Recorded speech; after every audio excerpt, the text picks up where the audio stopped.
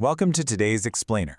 We're going to dive right into the incredible discrepancy between what was initially reported following the Iranian precision strikes on U.S. bases in the Persian Gulf and what was actually uncovered later on.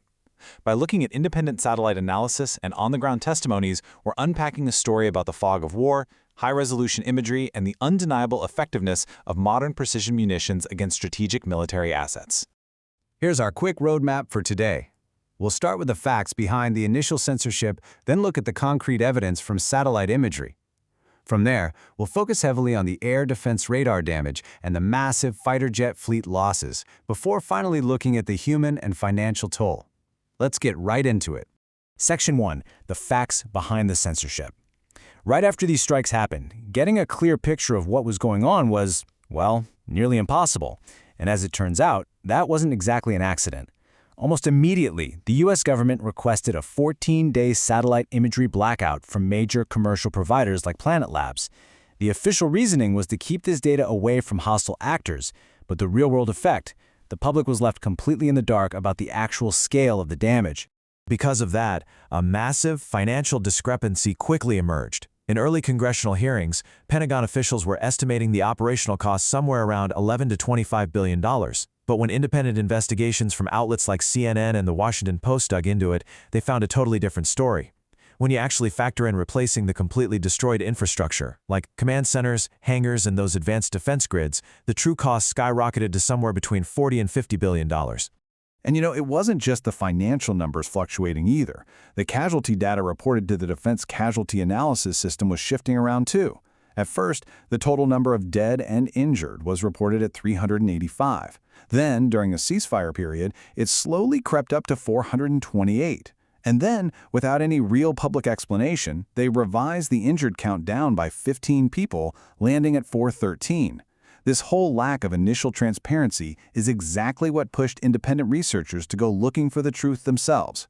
Section 2. Evidence from satellite imagery. Because of that 14-day U.S. commercial imagery blackout we just talked about, investigators had to get creative to summarize the findings across these Gulf bases. The Washington Post actually analyzed over 100 high-resolution satellite imagery released by Iranian state-affiliated media. They geolocated them, cross-referenced them with open-source Sentinel-2 imagery, confirmed they were real, and finally lifted the veil on what really happened. 228. I just want you to let that number sink in for a second. Based on the satellite data, at least 228 distinct military structures and pieces of high-value equipment were either completely destroyed or heavily damaged across the Gulf. So this wasn't just some minor skirmish. It was a highly coordinated, large-scale dismantling of military infrastructure. And the geographical scope was just vast. They didn't just hit an isolated outpost or two. We are talking about at least 15 to 16 bases spread across 8 different Middle Eastern countries. They hit the headquarters of the United States Fifth Fleet in Bahrain, the Ali Al Salam base in Camp Buehring in Kuwait, and even vital infrastructure at Al Udeid in Qatar. It really demonstrated an immense regional reach. Section 3. Air defense radar damage. Now, it's not just about where they hit, but what they hit. And this is where the effectiveness of these precision strikes becomes incredibly clear. Military analysts noticed something fascinating in the satellite photos. There were almost no random craters in empty fields. These munitions weren't falling blindly at all. They were guided with absolute pinpoint accuracy to take out very specific high-value assets. The strikes deliberately went after and neutralized the regional defense grid. We're talking about the destruction of Patriot missile systems, those highly advanced THAAD radar installations over in Jordan and the UAE, and critical satellite communication hubs at Al Udeid. By blinding these multi-million-dollar systems, the strikes severely crippled regional military logistics and communications. It was a very calculated, very deliberate move. Section 4. Fighter jet fleet losses. Once the radar and communication networks on the ground were degraded, the strikes took a massive toll on the air capabilities. The losses suffered by the U.S. air fleet were devastating, crippling both their offensive strike power and vital surveillance operations in the region. The hardware costs here are literally astronomical. The verifiable tally includes 24 MQ-9 Reaper drones, and at about $30 million a pop, that is a huge financial hit. They also lost a highly advanced MQ-4C Triton drone, 4 F-15E Strike Eagles, an A-10 Warthog, a KC-135 Kanker, and an E-3 Sentry command plane. There is also an unverified, highly controversial claim that an F-35 stealth fighter was destroyed. But honestly, even if we just stick to the confirmed losses, it represents billions of dollars and a massive blow to regional air superiority. Section 5. Human and financial impact. It's really easy to look at satellite photos and lists of expensive gear and totally forget the reality of war. We have to ground this data in the terrifying reality faced by the personnel on the ground. To do that, we're going to look at the testimony of retired Army Lieutenant Colonel Alan Johnson, who was actually stationed at Al-Assad Air Base during the barrage.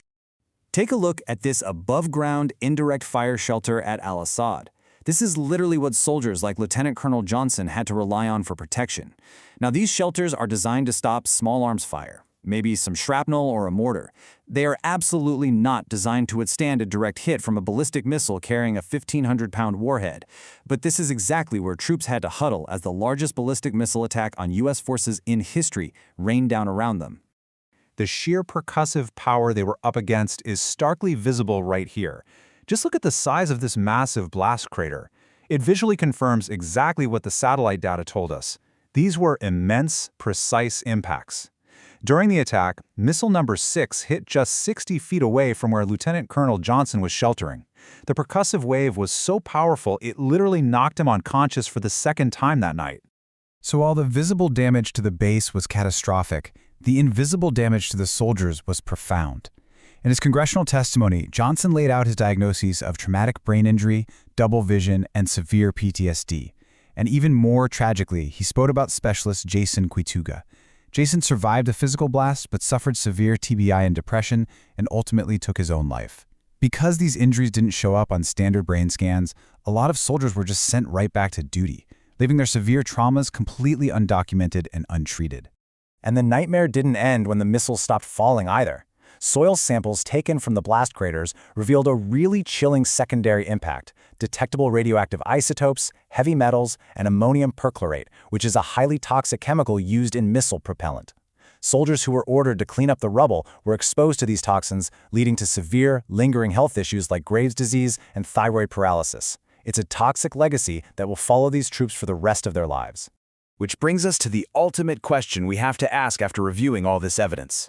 We've seen the targeted disruption of advanced radar, the staggering loss of billion-dollar aircraft fleets, and the severe physical and psychological toll on troops hiding in totally inadequate shelters.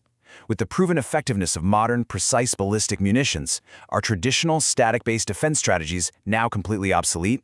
It's a provocative thought for sure, and one that military planners are going to be grappling with for decades to come. Thanks for joining me on this